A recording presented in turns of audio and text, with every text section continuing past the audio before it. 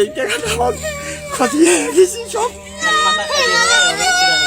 একটি পরিবার, এক বুক স্বপ্ন আর দীর্ঘ এক যুগের ঘামঝরা পরিশ্রম সবকিছুই নিমিষে শেষ করে দিল ইঁদুর ও উইপোকা।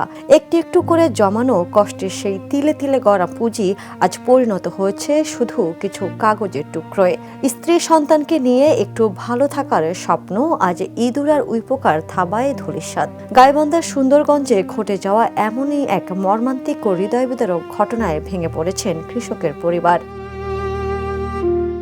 গাইবান্ধা সুন্দরগঞ্জ উপজেলার দহবন্দ ইউনিয়নের উত্তর ধুমাইটারি গ্রামের কৃষক তোফাজ্জল হোসেন দীর্ঘ 10 থেকে 12 বছর ধরে হাড় ভাঙা পরিশ্রম করে আর অতীতে ঢাকায় রিকশা চালিয়ে একটু একটু করে টাকা জমিয়েছিলেন তিনি। 3 মেয়ে ও স্ত্রীর ভবিষ্যৎ গড়ার স্বপ্ন আর জমি বন্ধক রাখা এই টাকাগুলো তিনি খুব যত্নে রেখেছিলেন ঘরের পুরনো কাঠের আলমারিতে।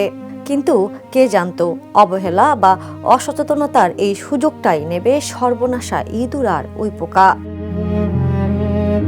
গত শুক্রবার বিকেলে যখন আলমারিটি খোলা হয় তখন তোফাজ্জল হোসেনের চোখের সামনে নেমে আসে আধার। 2 লাখ টাকার পুরোটাই কেটে কুটি কুটি করে ফেলেছে উইপোকা ও ইঁদুর। জীবনের সবচেয়ে বড় এই ধাক্কা সামলে আর ঠিক থাকতে পারেনি এই কৃষক। আহাজারি করে ভেঙে পড়েন তিনি। আমার খুব দুঃখের বয়সে, খুব কষ্টের বয়সে, এলাকার বয়সে সবাই জানে।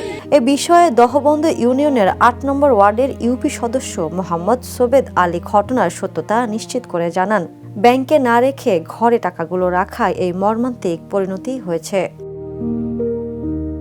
সর্বস্ব হারিয়ে নিঃস্ব কৃষক তোফাজ্জল হোসেন আকুতি ভরা কণ্ঠে বলেন, আমার কষ্ট কেউ বুঝবে না, আমার স্বপ্ন উইপোকা কেটে নষ্ট করলো। সরকারের কাছে দাবি এই টাকাগুলো নিয়ে আমাকে যেন নতুন টাকা দেওয়া হয়, তা না হলে আমি একদম নিঃস্ব হয়ে গেলাম। স্থানীয়রা এই বৃদ্ধ কৃষকের আকস্মিক এই সর্বনাশে গভীর সমবেদনা জানিয়েছেন এবং সরকারের পক্ষ থেকে তাকে সহযোগিতার হাত বাড়িয়ে দেওয়ার দাবি জানিয়েছেন। একটি পরিবারের বেঁচে থাকার আকুতি আর স্বপ্ন ভাঙার এই বেদনাদায়ক দৃশ্য এখন গোটা এলাকাবাসীকেও কাঁদিয়েছে। Next report, the news.